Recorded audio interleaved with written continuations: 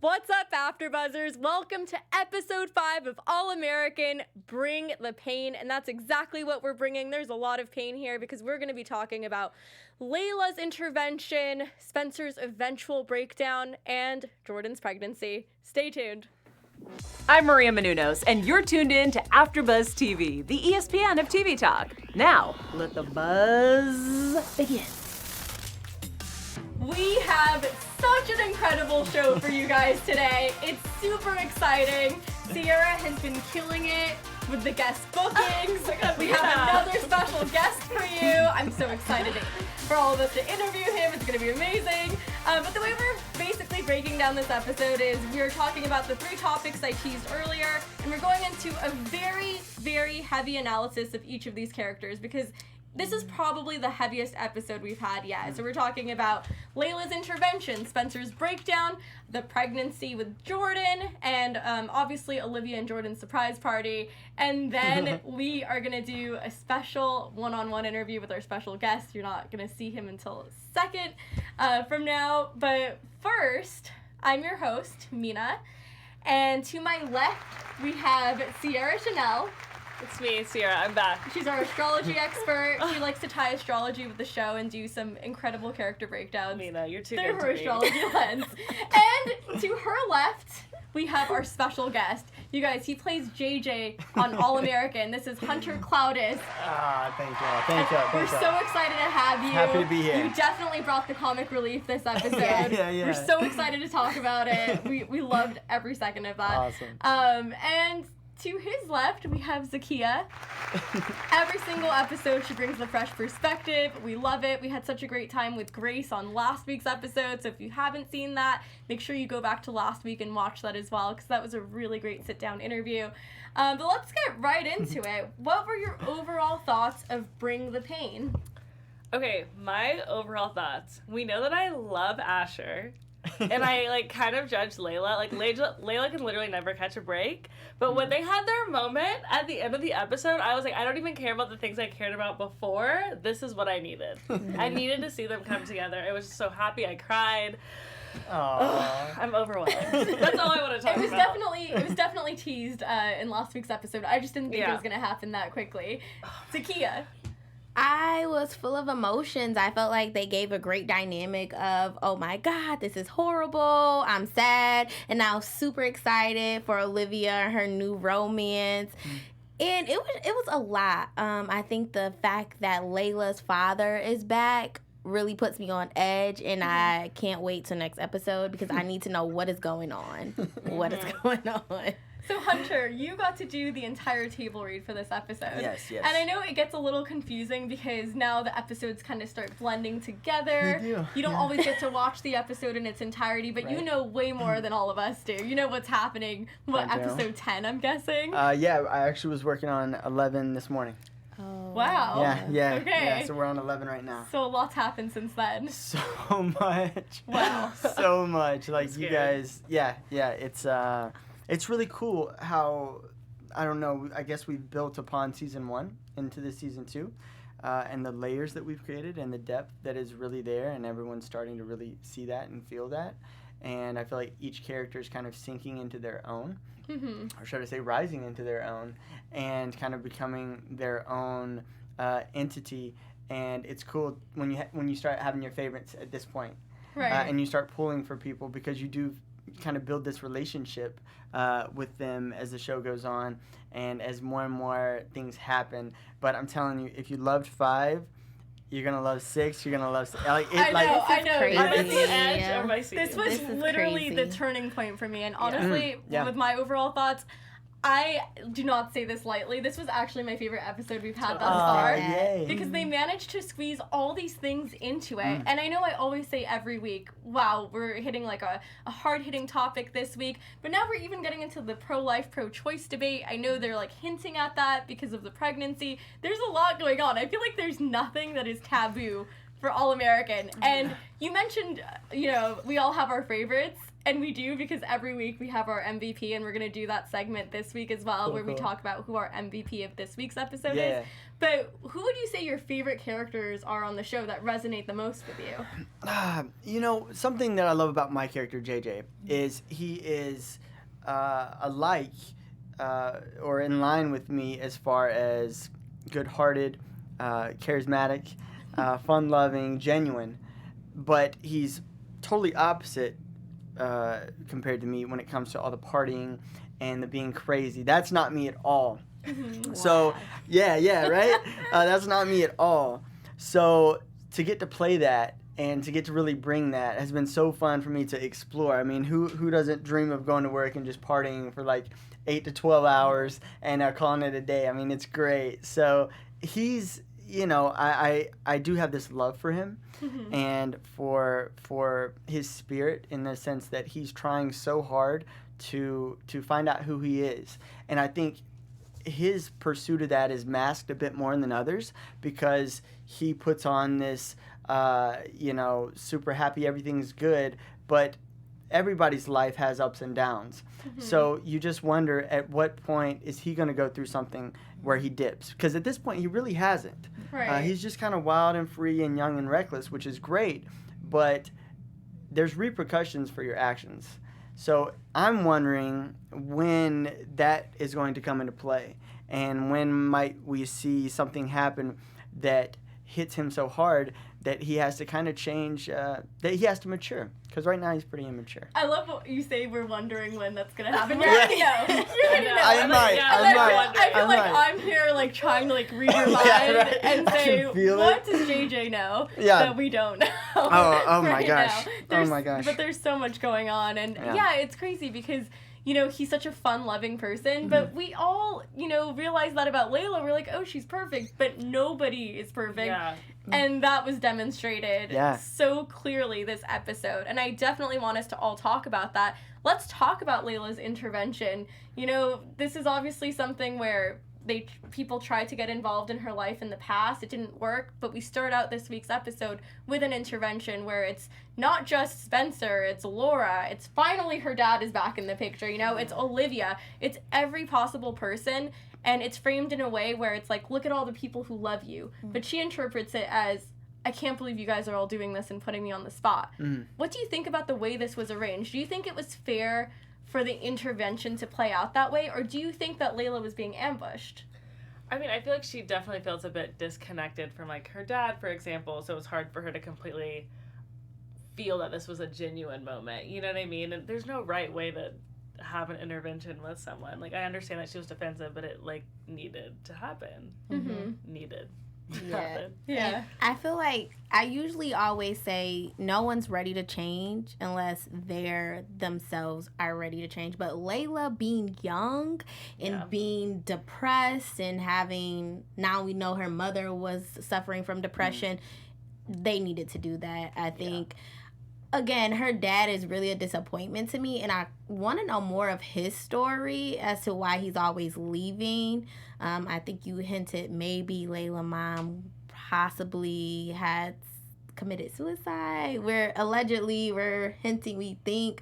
But I think at this point there was no other way for Layla to get it, and it just had to be placed in her face, and whatever the repercussions are, she'll get it eventually, unfortunately. But it might be the best for her. Yeah.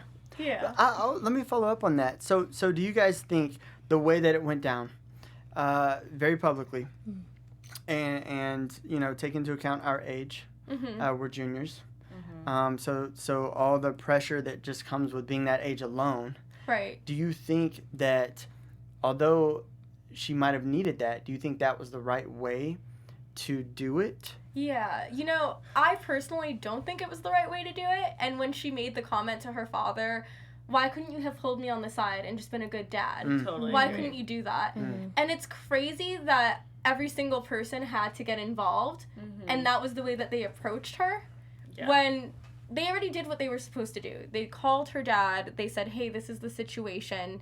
And I don't know if it was his idea to say, hey, back me up here, because it's hard for him to have that one-on-one conversation with her when he hasn't earned her respect as a father. Yeah. You know, if you were absent for this amount of time and now you're going to intervene, I can totally understand, hey, like, why does she have any reason to open up to you when you've been absent from her life? But then again, well, how are we going to solve this situation with every single person present?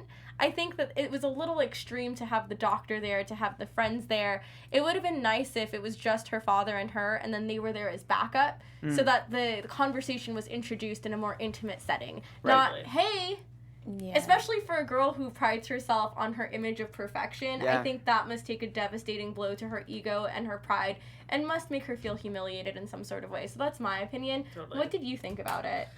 I mean, I think that you really hit the nail on the head. Like, her dad hasn't been present. He hasn't been around. And as of right now, he hasn't even established himself as being her father. Like, she doesn't even see him as that type of person. And I don't know. It just didn't feel genuine. It didn't feel authentic. It needed to happen, but I agree that was not the best way for it to happen. I actually think differently. And I only say this because thinking how Layla would think, she's in denial. She doesn't want help. She's manipulating everyone, or trying to.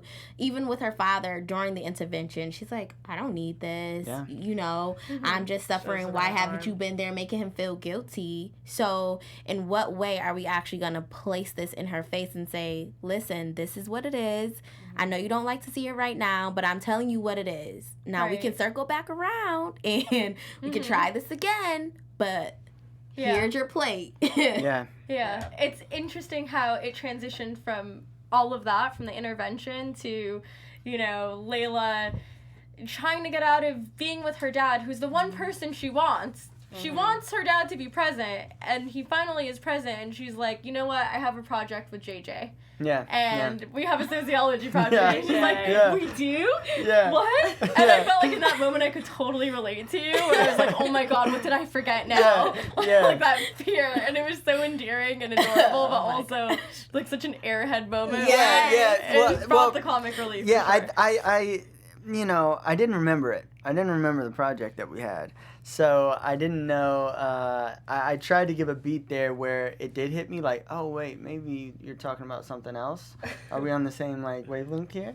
And so I hope that read. But yeah, definitely, you know, when she stops me at the hangout and she calls me over, I think people kind of come to me to bail them out a lot because they know that I'm the guy for that. And it's really cool to have that role. And I feel like everyone knows someone like that who almost is above the law or is so privileged where they don't really have the repercussions that everyone else seemingly has. So yeah, I'm glad I could, you know, I mean, I can kind of take credit for the intervention almost. I mean, it did happen at my house. Yeah. And had we not had that rager, I mean, maybe they wouldn't have shown up. And I don't know, guys. I'm just saying. That's true. Your character is literally just so silly. Yeah, I was saying this earlier. It's just, I love it. Yeah. JJ Yeah. is the best. Even the scene where you're panting and you're out of breath and you're like, oh my god, I don't know where Jordan is. I don't know. It's like, the fact that the most intimidating person you have to answer to is Laura, who you will face no repercussions with because she's not your mom. Yeah. It just shows like the amount of privilege you have in that sphere where it's the party's at your house. You know, this was in a huge part you were doing because you were the person to execute Layla's master plan. Okay, this master plan was hilarious. It's like, we kidnapped you, so technically. I'm like, what? Not really, And I'm trying to understand what he was actually saying. And I think my favorite part was a little with the you taking them into the van and saying, it's a surprise. In that moment, I literally thought that there was something going on with Coop and her friends, and this was some sort of, you know, I imagined the worst. I was like, what's happening? Yeah. Like, well, who are these people? Like, why does it have some weird number on the van? And then it registered, and I was like, let's rewind it and watch it again, because it was so funny. That was such a fun scene. David McWhirter directed the episode, and he's a big kid himself.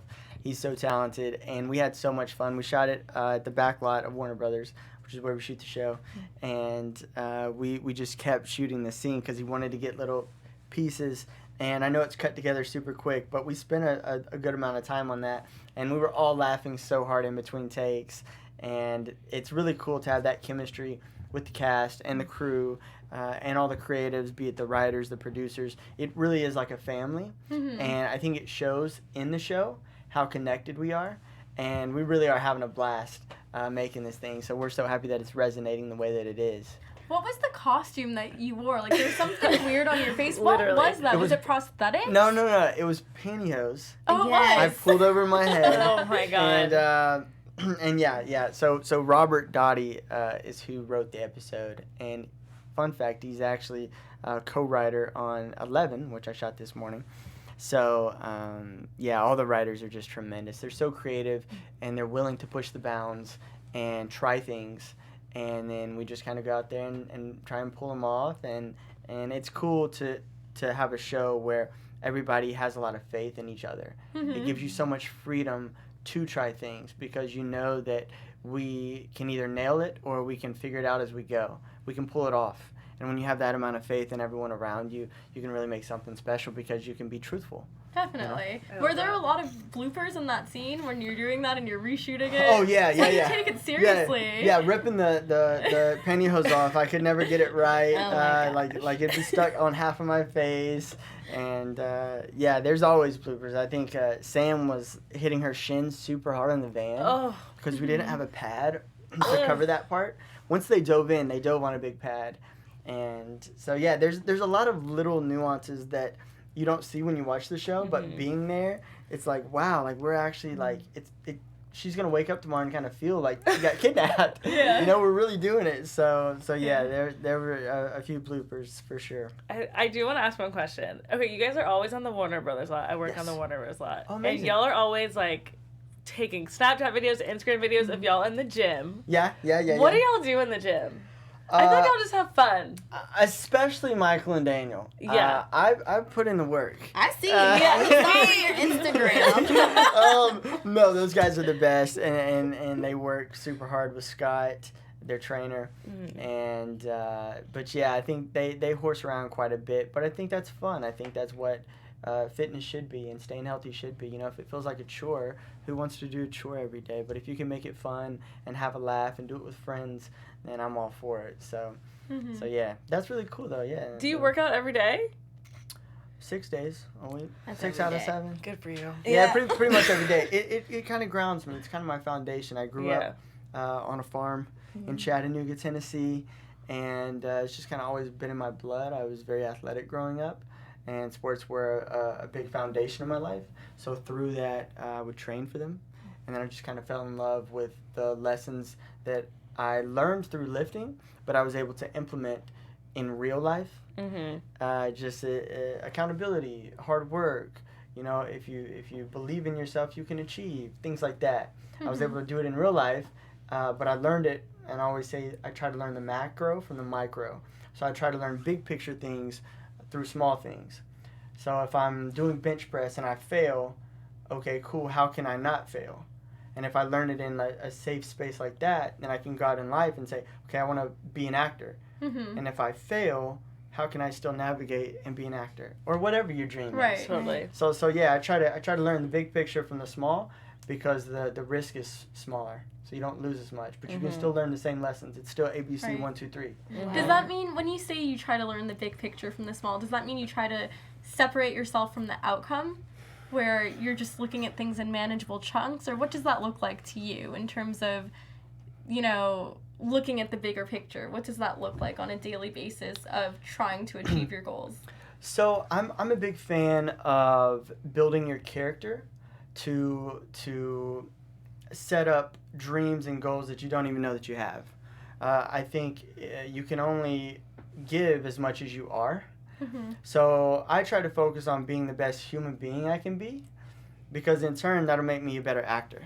If I just focus on being a better actor, that's cool. I may make some gains, but then what if I need to do something else? What if I want to direct an episode? Well, suddenly I'm like real short on that end. But if I just focus on being a better human, then everything kind of levels up at the same time. And especially because it's a long game, as I always say. So over the course of your career, over the course of your life, you know, we really not take for granted, but don't realize how much time there actually is to reach those goals and dreams. We want to do it now. We want to accomplish it now. We want that. We want to go work out and see it now. And it doesn't always work like that. But I think if you can have that vision for the long game, then but you can still work in the short game, then I think that's how you can ultimately kind of find yourself in a position where you can kind of go in any direction and be successful. Are you sure you're a millennial? Because I feel like this is not a millennial way of thinking. I need to grow up. Well, thank y'all. To touch on that, I think a lot of time what gets the spotlight is maybe not the right thing. What gets the spotlight is maybe the wrong thing, the silly thing. So there's kind of this negative connotation or this stereotype that's placed upon us. But I think there's so many beautiful and bright people out there that don't get the credit because it's not popular. But I'm telling you, over the long game, it plays, it works. You just got to have that vision and just stay true to you, stay true to what's right. Because what's right isn't always popular in the moment, but over the course of it, it really does play. That is such a sports mindset. I have a question. That's great. What's up? Speaking on, what's not popular, it seemed as if All-American wasn't going to have a second season, and then all of a sudden Netflix came and here we are, second season. Yeah. What were your first words, thoughts when you found out, hey, we have a second season? I with all my friends. Yeah. I think I was actually going to the gym, and Cody Christian, who plays Asher on the show, called me and said, "Bro." And I said, "What's up?" He said, "We got a season 2." And I just went off on the phone. And How did you do it? how did I do it? I blow out everybody's ears right now. I think I just yelled. I was right outside my car. People were probably looking like, "Oh no, what's wrong with him?" But I was just overjoyed, and that's really a testament to, again, the cast that we have. Like, he called me. He got the news. He called me right away, and we were just overjoyed. I think he called all the guys, actually. Cody's the man. Cute. Cody's great. We love him. Yeah. It's like, I feel like that's usually something you hear from your agent, and the fact that you heard it from another castmate shows the camaraderie between everybody. And I think that's something that we talked about last week. Like, that really shows is that you guys are all friends and you're all Snapchatting and posting on Instagram. And and I think that's why the season 2 happened, and they gave us another shot to continue telling the story, because what we were doing was real and truthful, and although we may not have had the initial eyeballs, the initial attention, I think when people see the truth, they gravitate towards it, because sometimes, unfortunately, it can be far and few between, especially nowadays when everything is so like smoke and mirrors. When you can just tell the truth unfiltered and be raw and real, people vibe with that. Right. What is your sign? That's what we need to know. Yeah. So Do you know? October 23rd Scorpio. is the birthday. Yeah, it's like a Libra Scorpio cusp. Cuff, yeah. Yeah. Okay, perfect. You have all you need to know, Sierra. I'm like, working magic everything right makes now. sense. Working magic now. Yeah. So I do want to continue talking about Layla and talk about like this heavy subject matter, because obviously we have the surprise party. We were just talking about Asher a second ago, about Cody Christensen. And yeah, obviously something crazy happens where Layla thinks she's being cheated on. Well, they're technically broken up, but she sees Spencer with that other girl. And she's like, you know what? I'm not okay with Rochelle. I'm leaving, and I'm going to make out with Asher. Yeah. In true Cancer fashion. True emotional Cancer fashion. So Rochelle is canceled. Yeah. yeah, I mean, we predicted this. Like I said, this is gonna happen. This is gonna be the final straw. So, what did you think about all of that? I mean, poor Asher, who's in love with Olivia. We all know it. Oh my god, I like literally am glowing. I was so upset, but I'm just happy that Asher had his moment at the end. I like can't stop thinking about it. It was literally so cute. Like, that's why I watch TV. It was so cute. Oh, that's amazing. Yeah. I can't. I'm like can't stop smiling. Literally. That's exactly what you said at the end. You're like, this is why we watch TV, people. I It like was it. just so Love cute. it. Like, that's why you watch these like teenage drama shows, because it's like, whenever people are in love or whenever people are feeling anything so intensely, like, you just feel that. Like, you feel like those butterflies and how intense all those little feelings are, and it just takes you back to that place. Yeah. I love it. I did too. And I think everyone knew not Olivia, but Layla is overreacting, and she's out of her element and zone. She's just someone else. So I don't think anyone's really paying attention to her actions as far as what she's doing to others. It's more of her behavior, like her emotional behavior, and just they're sincerely worried about her, which is still, it's just, if you think of it from a friend point of view, you're like taken back by it. Like I'm a loss with words, because they're actually like, this is my friend, I love her, and we're concerned about her emotions. So it's beautiful to watch, but it's sad because she's spiraling. But I mean, obviously, like right after all of that happened, she had her breakup with Olivia, and she's like, never talk to me again. It's crazy because she sets up the surprise party. She texts Laura a picture of Olivia and Jordan. Bad intentions. And then after all of that, she kisses Asher, and then she has the audacity to break up with Olivia and tell Olivia to never talk to her again. What is going on? This is like the weirdest like gaslighting I've ever seen, where it's like, you did this, like she's just out of control. And in that moment where she has the fight with Olivia, I literally started tearing up. I was like, why am I crying? This is crazy. Sad. It was so powerful. Yeah. It was so sad. How did you feel watching that? You. I'm sorry. I keep looking at the chat. Everyone is like, JJ is my favorite. We love JJ. It's just so cute. Someone else in here was like, I love Asher and he deserves to be happy. Yes. Which was very cute. Asher and Olivia, we stand. Kill a Cam. I agree. Everyone in the chat is like super involved right now, which I love. Yeah, they're saying, I love it. They're saying JJ and Asher are my favorite guys. On the Kill a Cam said, Layla went stupid tonight. Yo. I'm like, you are not wrong, Kill a Cam. People are getting really into this, and I think there's so much engagement here, even in the live chat, because it feels so raw and so real, and the fact that you guys are all friends and are connected in real life, and you guys are shooting all these episodes together, we feel it. Like, we feel the love. We even feel the angst. Like, we feel all of it, and it's we love teenage angst. We love it. We love it. We love it. It's very engrossing, very captivating, and the fact that they always tie it to a larger issue. So now we finally have a title behind it. You know, Layla has major depressive disorder. She talks to her dad, and there seems to be some concern there, because then we find out that her mom had major depressive disorder. And obviously with something like mental illness, it tends to be hereditary. So there obviously seems to be some underlying story that we're not fully getting, that I feel like we're gonna get eventually. But it just reminds you that even the characters that you don't like, or, you know, Zakiya was saying, I don't like her dad, but I feel like there's a story there. Yes. And it's like, there's probably a story there that we don't know about. Can you speak a little bit to that, about kind of the unknown of characters that we think are either happy on the outside or bad on the outside, that there's so much more complexity there? Can you speak to that? You killed it with, there is so much more complexity there, and which is so truthful to us all, really, you know, and everyone watching. There's so many levels, and when you have an interaction with someone, be it long or short, you can only get so deep in that allotted amount of time. Therefore, other people can only know you to a certain degree. But how people know you is kind of how you rank your social status. It's kind of how you feel about yourself. And that's dangerous. And I don't know what the solution is, but I do think that that's a problem, because then you start getting into how people view you is how you view yourself, and that's not always the truth, you know? Because a lot of times, like I said, people just see us in preview fashion. And that's when I go back to you got to know your own character, you got to know your own truth, and you got to live it fearlessly and hold on to that, because the world kind of doesn't appreciate that. But you got to find people and surround yourself with people who do care and who can build you up. To speak to the complexity, though, I will say this. Our writers are incredible.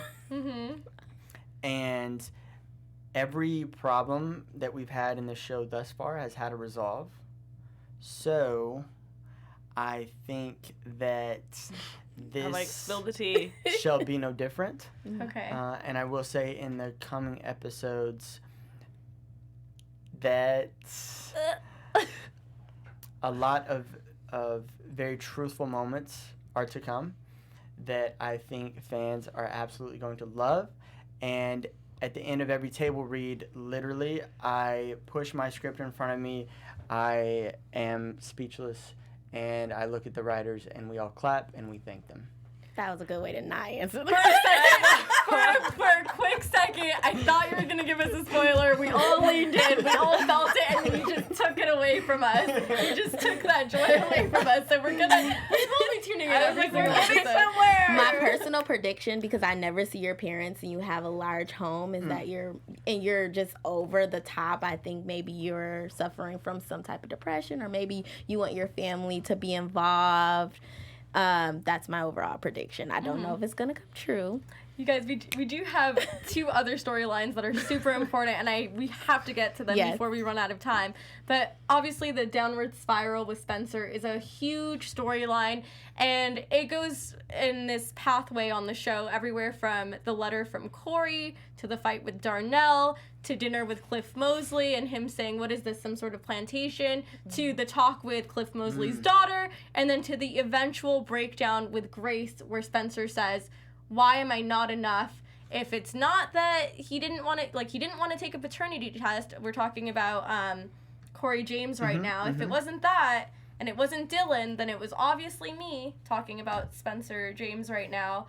And he has that breakdown that we saw teased last week at the end of the episode. Why am I not enough? And he starts crying. Goes back to what you say about how even like the star athlete or the perfect personality can have inner demons of their own. And that was super emotional as well. What are your thoughts? That was tear-jerking, especially for him to feel like he's not enough. And then on top of he's already suffering from Layla and that whole experience. But I think the love from your father and having him disappear and reappear in your life is a lot for someone who is a teenager. Yeah. I respect Spencer for trying to be there for his brother in a more fatherly figure way. But I think that right now he needs to be there for himself, because it looks like his brother is handling it a little bit easier than he is. Yeah. We never see Spencer lose his cool like that, which I feel like is what made me kind of emotional in that moment, because he's always emotionally supportive, and even if he's upset, he finds a way to kind of deal with his own emotions. But to see him flip the switch and go off, I was like, he is going through it. Yeah. Right. I feel like your assessment of him being a Libra has shifted, but we'll get to that in next week's episode. I have notes on this. We'll talk about it next time. Yeah, you have other thoughts on this. Obviously, that was a very heavy storyline. I want to dig even more into it in next week's episode, but we have to get on to the pregnancy with Jordan. Here he has 3 girls that he slept with separately. Each of them are looking at him in the party. There's some weird hide-and-seek game that you concocted. Yeah. Hide and go get it. Hide and go get it. Where whoever finds you, you gotta get it on.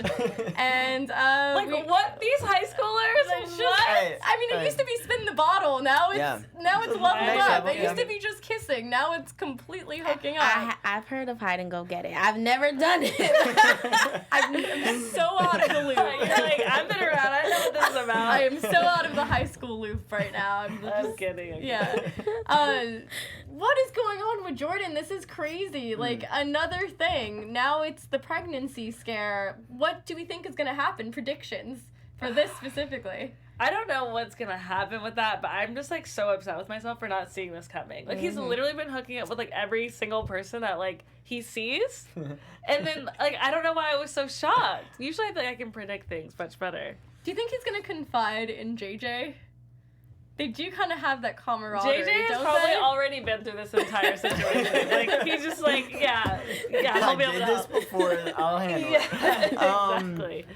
Yeah, definitely. I think Jordan is trying to figure out his role and his passion and his dreams, and he was really crushed by Billy and the whole thing with Laura and that coming out, and he's still kind of hasn't found his footing. And he's trying to navigate the best way a 17-year-old boy can, who's just won a state championship, QB1. That's a lot.